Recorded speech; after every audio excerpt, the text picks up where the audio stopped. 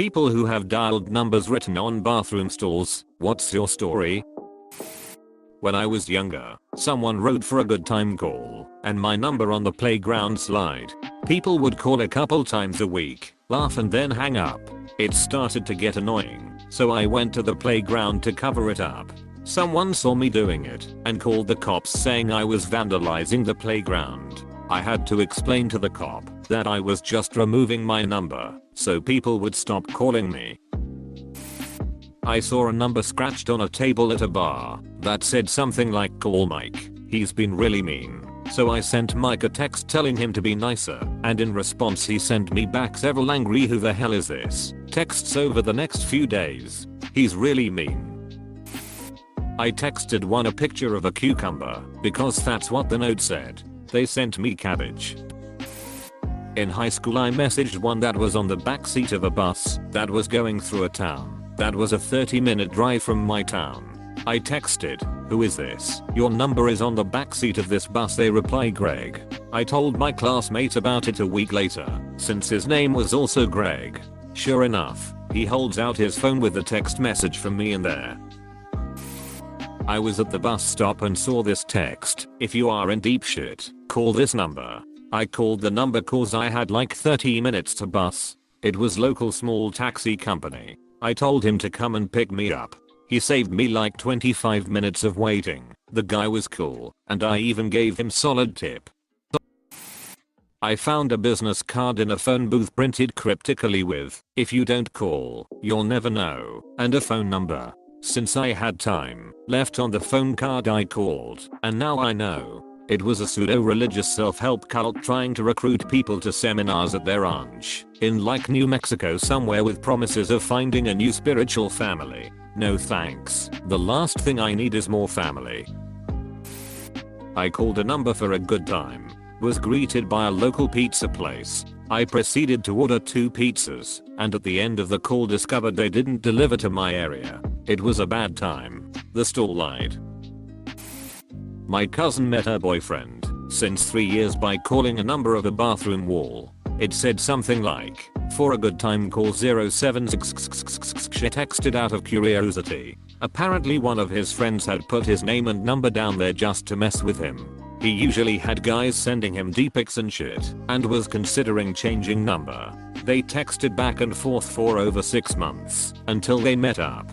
They now live together and seem happy. If they ever ends up getting married and have kids, they will have quite a story to tell about how they met. I was playing Jenga at a local bar with some friends. All the blocks had people's numbers on it, so we made a rule that you had to TXT any number you pulled out. The first person I TXT'd sent me a picture of a pile of coffee beans labeled "Find the can I." There was a tiny can I face on a bean in the bottom left corner.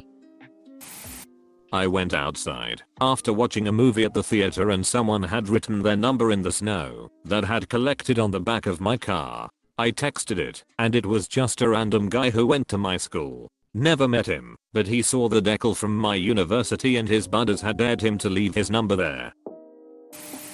Not in a bathroom stall, but someone had once written one of my male friends' number on a classroom bench. A girl called him, they talked, and began dating. Eventually, a guy who had a crush on her beat my friend up, and that is how my friend lost his first girlfriend.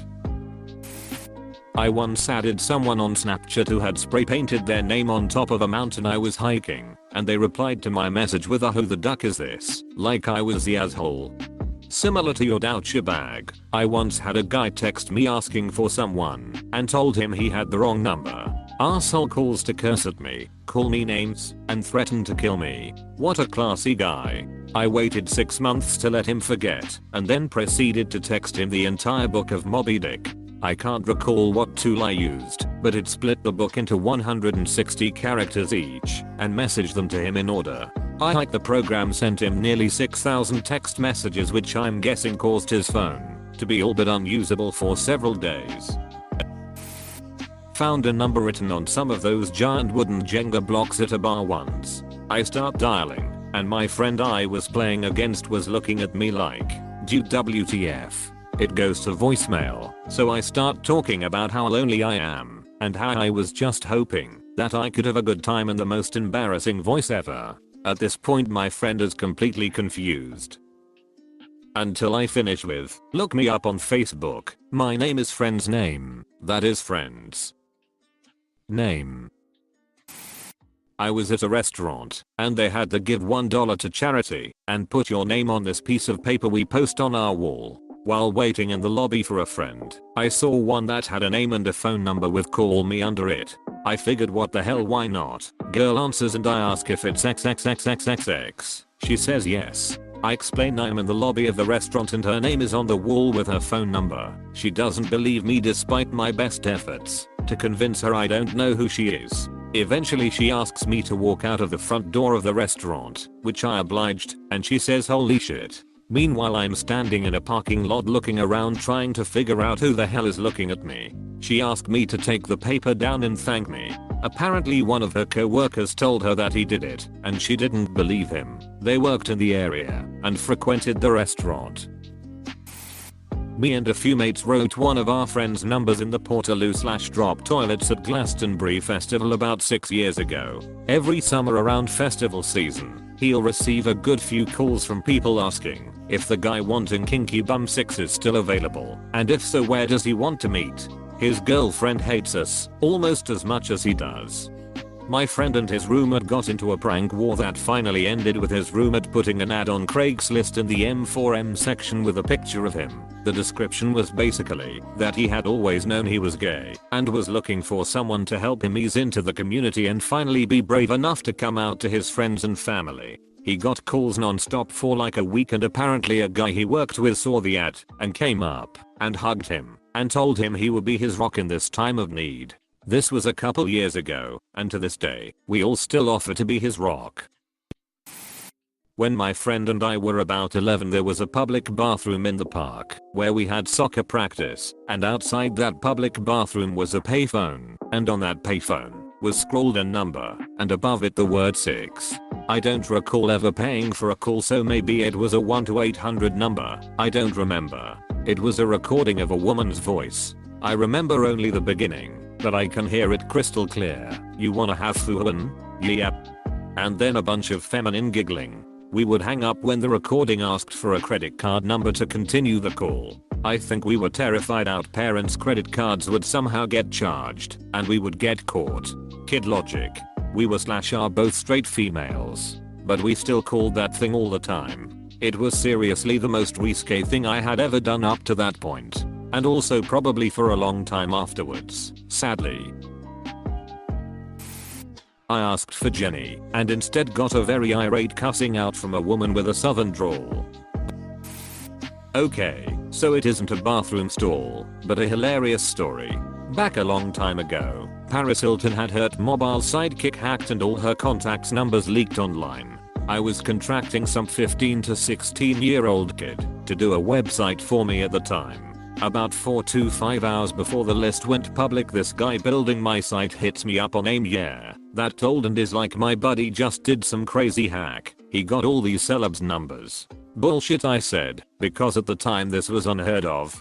He sent me a text file of about 150 names. The first one that stuck out to me that I knew who they were was Fred Durst. Rang him up, froze and then said, yes, is this Mr. Durst? Yeah, who is this? I truthfully explained the exact scenario and my morbid skepticism led me to dial him up.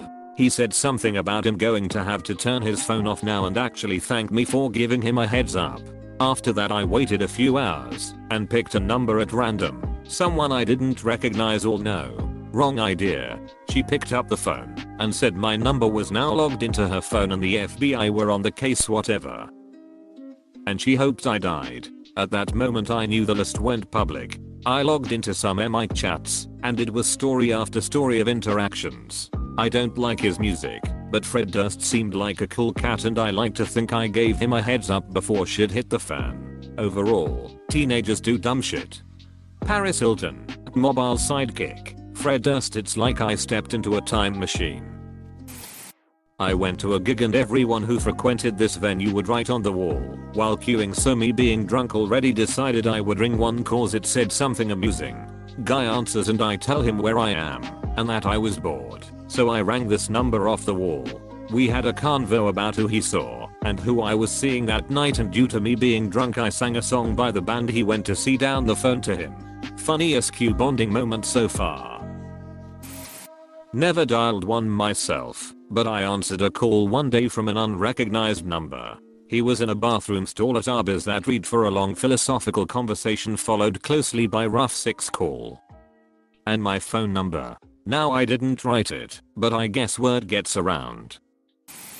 Wasn't a caller, but the recipient of many calls. When I was a teenager, some friends of mine were competing in a school competition against hundreds of schools from across the country. This is an event that happens yearly and attracts a lot of national attention.